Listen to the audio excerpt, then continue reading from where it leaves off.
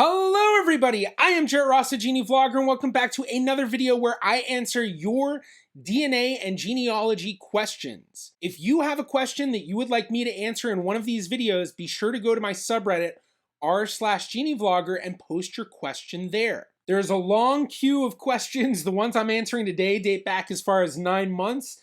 Try to get through them as fast as I possibly can. Goes to show just how many questions I get all the time, so this is my best way of trying to help out the community, answer those questions, while also using answers to these questions to help others with similar questions. Let's jump into it. Running into some problems with my paper trail. Of my grandparents, 2 are very likely NPEs. My grandparents on my father's side met in an orphanage for kids of unmarried mothers. My family never really wanted to talk about that part of the family history. Now I've done a DNA test and I'm awaiting the results. While waiting for the results, I have been building my paper tree back 7-ish generations, some a bit more, some a bit less. For the most, everyone is Dutch or German. Here I have run into some problems. Any tips are welcome. On my mother's side, my second great-grandmother is, according to the older generations, 100% Ashkenazi, practicing Jewish. But looking in the Bevolking Register, she is registered as Dutch Reformed, and all her parents and great-grandparents are as well. I did notice some Boms and Bergs there. Was it common in the Netherlands to mislabel religion in the Bevolking registers? One of my great-grandparents, that was probably an NPE, was born in Guatemala, from what I've been able to find from 2 Dutch parents. According to the records, his father didn't emigrate to Guatemala until 3 months before he was born in Guatemala, while the boat trip should have been more than 3 months. From the census, it looks like the mother moved to Guatemala earlier. The father only acknowledged the child when he and the mother got married 10 years later, and at that point, my great-grandparents switched last names. The other great-grandparent, who is probably an NPE, the paper trail shows a Dutch-German heritage, while the story is that the real father was Asian or Middle Eastern. When I get the DNA results with this info in mind, what is the easiest way to find out if they are the real great-grandparents and if they both aren't? Is there a way to figure out which is which? Both my grandparent didn't have siblings that I am aware of. My parent and grandparent both passed away, so I can't test them. Okay, we have a whole lot of questions going on, so let's start out with this first one. Was it common in the Netherlands to mislabel religion in the Bevolking Register? Now, this is something that I can actually answer because I have a lot of experience researching in the Netherlands. The Bevolking Registers is what's known as a population register. It's very similar to a census, but the nice thing about these is it's like a revision list in that it tells you what happens to people. So if you see someone in a Bevolking Register and then they're crossed out, that means that at some point within that range of whatever that Bevolking Register is covering, they left. For anyone who lives in Amsterdam, there is a huge portion of the Bevolking Registers which are missing, and this actually relates to a story from the Holocaust where the Dutch resistance blew up the place that they held the Bevolking Registers because the Nazis were using those to keep track of everyone. And with the Bevolking Registers blown up, the Nazis weren't able to confirm who was actually who because they couldn't use these registers to say, oh yeah, this person is this person and that and that. And in these registers, it does list, are they Jewish? It'll even actually list, are they part of the Portuguese Jewish community or the Portuguese Israelite Gemeente? I probably said that terribly, but I tried my best. Or if they're part of the Ashkenazi Jewish community in Amsterdam. Now, I'm not sure whether they actually would mislabel religions in the Bevolking Registers. I don't think that they did. There is a possibility that maybe they falsified it for some reason, or maybe someone did mislabel it. Maybe they lived in a neighborhood where it was a lot of people that were part of the Dutch Reformed Church, and because of that, they just assumed that, oh yeah, these people were too. And you just never really know. But one nice thing with the Netherlands is that they have an expansive amount of records that are very much online and easily searchable. So I imagine with some more digging, and especially at this point, I imagine you have your DNA results back. And if you do have Ashkenazi Dutch ancestry, especially a second great-grandmother, more than likely you're going to see that in some sort of way in the DNA results. You may see that as a percentage within your DNA admixture, but even more, you should be seeing matches that have known Dutch Ashkenazi Jewish ancestry.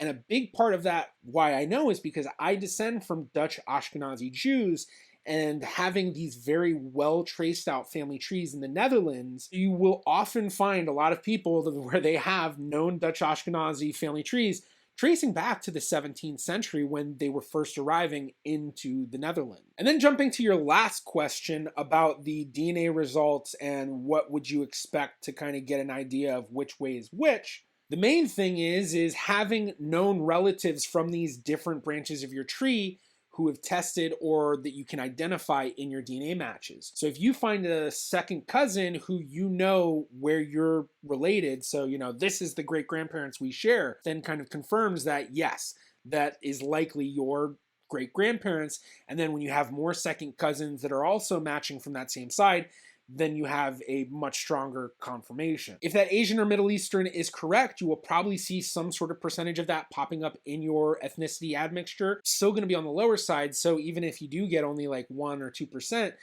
could be indicative of this story that you were told, but it could also be indicative of something else. You do say it's from a great-grandparent, so if it is a great-grandparent who was, let's say, fully Middle Eastern, you will probably see a huge percentage, at least around 10%. If you are seeing, 2, 3%, like I said, it could be indicative that you do have that Middle Eastern Asian ancestry through that great-grandparent, but it may be that that was just one part of the ancestral background of that ancestor of yours. So a lot of questions I answered there, so hopefully that was helpful. On to the next one. Ancestry versus 23andMe. I have always been told that my great-great-grandmother was from the Czech Republic and am not sure why Czech Republic isn't showing up exactly on my results here. Also, I have no idea where my dad's mother's family is from, as I was told she was adopted. My question with that one is, how do I find her family if I don't know what her birth name was? Also, how do I find cousins in my DNA matches that are related to my great-great-grandmother that was from the Czech Republic? I've found her parents but can't find anything past that.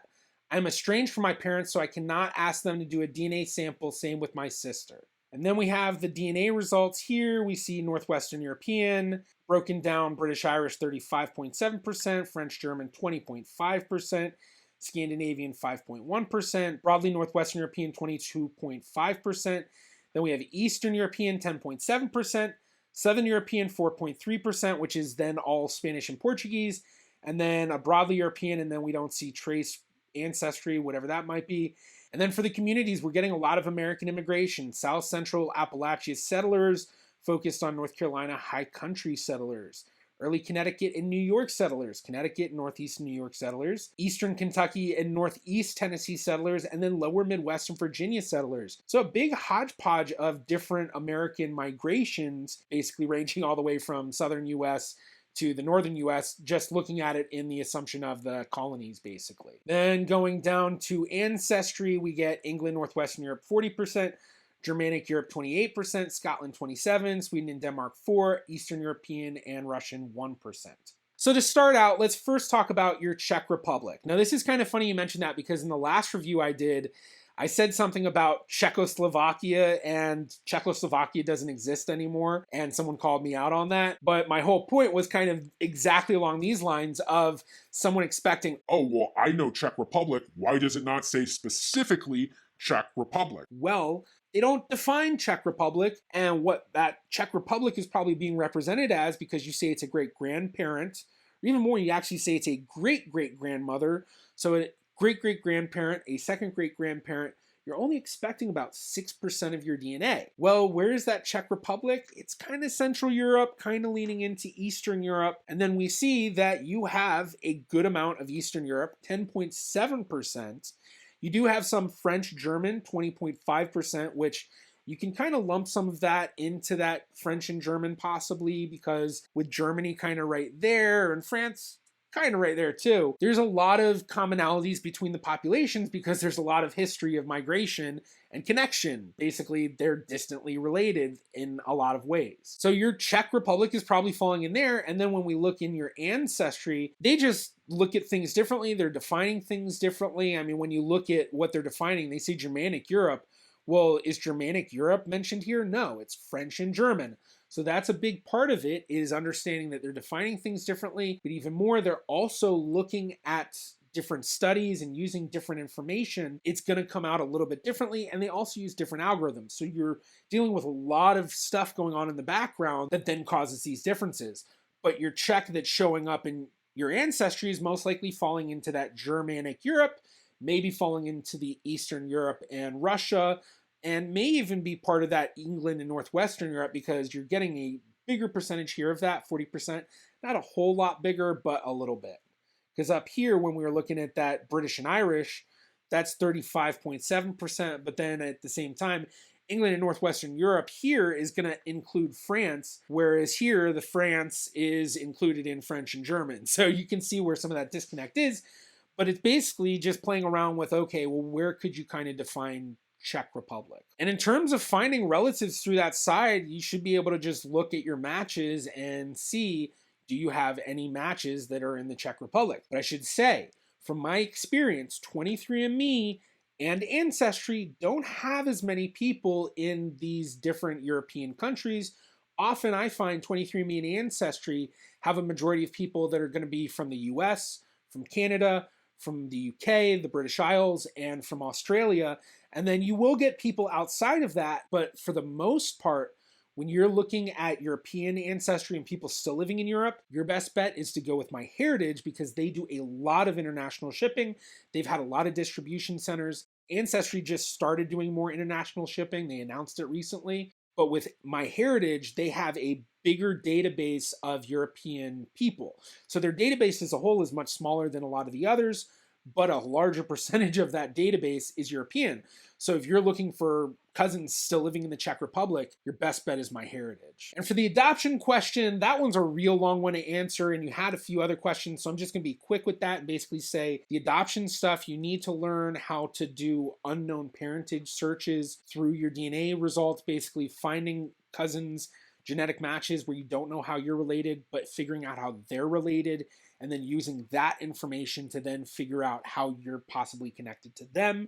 It's a very in-depth process. I've gone into it in a lot of different videos. I'll probably link some card up here that goes to a video that discusses that further, but I won't get too deep into that. But there are a lot of different ways to do that. Let's jump to the next one. My 23andMe and MyHeritage results were very different. Now, unfortunately, I'm not going to read through this kind of long post. It's a really in-depth, super condensed information, and I really want to suggest people, please do not post anything like this. I need to try to get through these questions quick because I want to answer a bunch of them, and I mean, I'm 9 months behind, so please don't post too long. So what we're going to do, this person just posted a lot of images and stuff, so we're going to just look at the images because they basically kind of cover what they mentioned. They basically tell their entire story of testing and like people they've contacted, and there's not even really a specific question other than why are they different. So that's what I'm going to focus on basically. So first, they had this family tree of theirs that they put out, which has it color-coded. So we're seeing a lot of England, a little bit of Scotland in the background over here on the paternal side, a little bit of Ireland, a lot of Wales as well. And then this other side, it's almost all Spain. So we're expecting 50% Iberian, 50% some sort of British Isles mixture, and they have all of their parents, grandparents, greats, and second greats. But once we get to the third greats on the Iberian side, that's where we start to lose a lot of traction on the maternal side. But then for the paternal side, it's only once we get to the fourth great-grandparents that we're missing stuff. So here's some photos where it looks like they manipulated the 23andMe view to fit MyHeritage and Ancestry, so I'm guessing that this is all the same person. They've just kind of tried to change it, although it looks like actual stuff. I don't know. So here we have Iberian 33.3%. Then down here, Iberian 29.8%. And up there, they're getting Andalusia, but here, Jaén and Granada and France. And then down here, Iberian 32.9%, Spain, southern Spain. I don't know. I'm a little confused here because I don't think this is MyHeritage, 23andMe, and Ancestry. This looks like 3 different 23andMe tests. Or MyHeritage. Maybe I'm getting this mixed up with MyHeritage. I see so many of them. Sometimes it like gets confused in my mind. We're getting Irish and Scottish and Welsh. We're getting a big percentage of Italian. Another big percentage of Italian here, another big percentage of Italian here, and then Irish and Scottish and Welsh, English, North and Western Europe, and then 1% Baltic. So all of them seem very typical Northwestern European, and then we get that Italian, and Iberian. And then looking at it, it looks like when we add each one up, the Italian and Iberian usually comes out to about 50 to 60%, and then the rest is different. Okay, so then let's see what else they have. We have this one right here, which this is a 23andMe. What was the other one? Must have been a MyHeritage. So 23andMe, 99.4% European, 67.5% Southern European, with 67.5% Spanish and Portuguese, 31.9% Northwestern European, and then that's broken into British, Irish, with Greater London and all those places, and broadly Northwestern European, 0.2%. And then we have a whole lot of trace here. So we're not getting any of the Italian here. And then down here, we're getting the living DNA. It looks like, yeah, that's living DNA, which is giving a huge amount of the Great Britain and Ireland. And then Europe South, 58.7%, with a lot of Iberian and then some Italian. And the Iberian is 52.2%. So that's probably mostly representing the mother's side. And then down here, we get Ancestry, Spain, 39%, Wales, 34%, France, 9%, England, in Northwestern, 7%, Ireland, Scotland, and then Basque, 2%.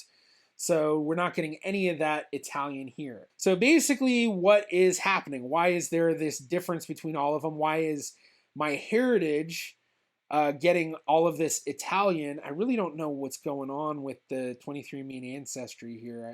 I don't know. But I think this kind of plays into just the fact that MyHeritage often gets the rap of having the admixture that doesn't match up the best with what people know. Seeing that the Iberian and the Italian add up to usually about 50 to 60%. And then looking at the other tests, we see over 50% for the Iberian or Southern European stuff. My guess is that MyHeritage is just seeing a lot of your Iberian ancestry as Italian.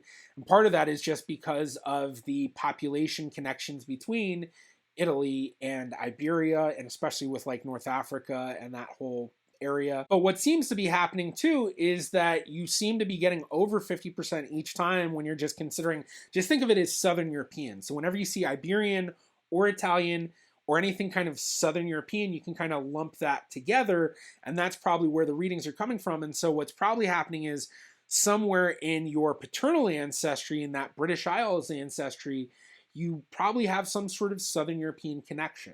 So like when we go to your ancestry results, we get 39% Spain, 34% Wales, 9% France, 7% England Northwestern, 5% Ireland, 4% Scotland, 2% Basque. Well, I would lump Spain, France, and Basque into that Southern European. And when you look at that, you're looking at 39 plus 7, which is 46, plus 2, which is 48%. And so more than likely, that's probably what is your maternal line on Ancestry.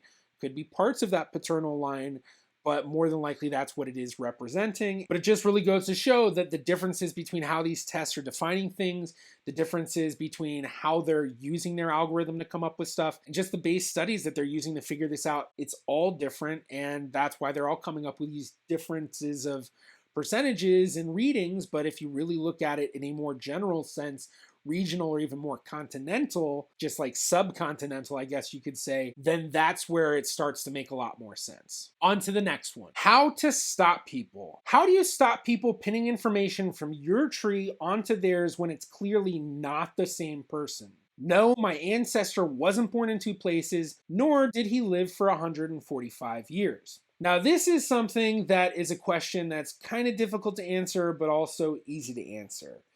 The easy answer is that if you want people to stop copying your information, you just have to stop posting it online and take it down. The unfortunate thing about that is then you're losing out on all sorts of amazing things, being able to correlate and work with other people, being able to build your tree even bigger than you could by yourself, connecting with cousins you may not know are out there, basically doing cousin bait, and also having your stuff out there may help somebody else be able to figure out their family ancestry. But the common theme that a lot of people get angry with this is that things are incorrect, which seems to be the case here. But this is just a big truth about sharing your family tree online.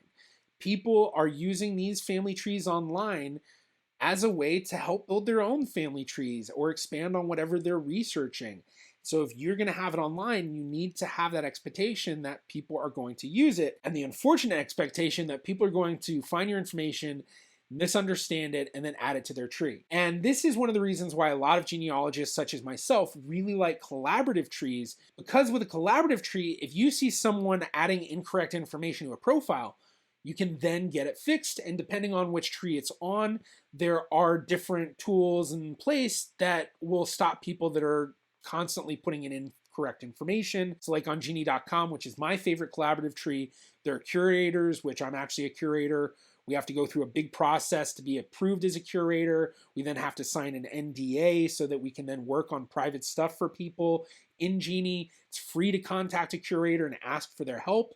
And if someone's adding incorrect information about your family and changing stuff on the tree, you can get it fixed. But if someone's doing this on Ancestry or MyHeritage or somewhere that it's not a collaborative tree, all you can do is send them a message and hope that they correct it. If they don't correct it, not only will that information be sitting there and annoying the hell out of you, but people will also copy that incorrect information into their trees as well, and you'll see it pop up elsewhere. And that is one of the most frustrating things, seeing an error that you know is wrong then be propagated by other people, because people are just going to copy what they see and not vet it. Now, in terms of the people that are coming from a place of they don't want anyone to copy their tree, I think that that's a bad idea when it comes to genealogy, because I'm of the idea that collaboration is key. I think that's the case in any sort of study, and that's one of the reasons why peer-reviewed articles and having all of these different processes where you're having different colleagues or peers or different people going through your work and reviewing it and seeing what's right, and then also arguing against things you say and forcing you to have to prove what you're trying to prove. That's the best way to figure out things in the strongest fashion. Basically, you need someone to play devil's advocate. One of the things a lot of genealogists preach, and I try to say this all the time, if you're doing your own research, it's best not going at it trying to prove something. It's best trying to disprove something. And so by putting your information online and having it there for others to go through and work with, basically argue against if it's wrong, that's going to give you the best ammo to have the strongest family tree that you know is as correct as possible. And one last thing that I should add with this as well is that you need to assume good faith. When a lot of people run into this, they get really annoyed and get really, really abrasive, and in their first messages to people will be really, really mean and obnoxious sometimes, and that's no way to do it, because you're going to instantly push someone away. So the best way is to just come at it assuming that it's a good faith thing. People make mistakes, and try to just be as forward as you can, and be strong, be affirmative in what you're saying, but also be able to back it up and try to do it in a way that's not so abrasive. And in fact, one of my recent videos, I discussed some of the best practices when you are contacting people, specifically mostly genetic matches, that can also be very useful in a situation like this. So if you want to learn about that, check out this video right here. I'm the Genie Vlogger. See you in my next video.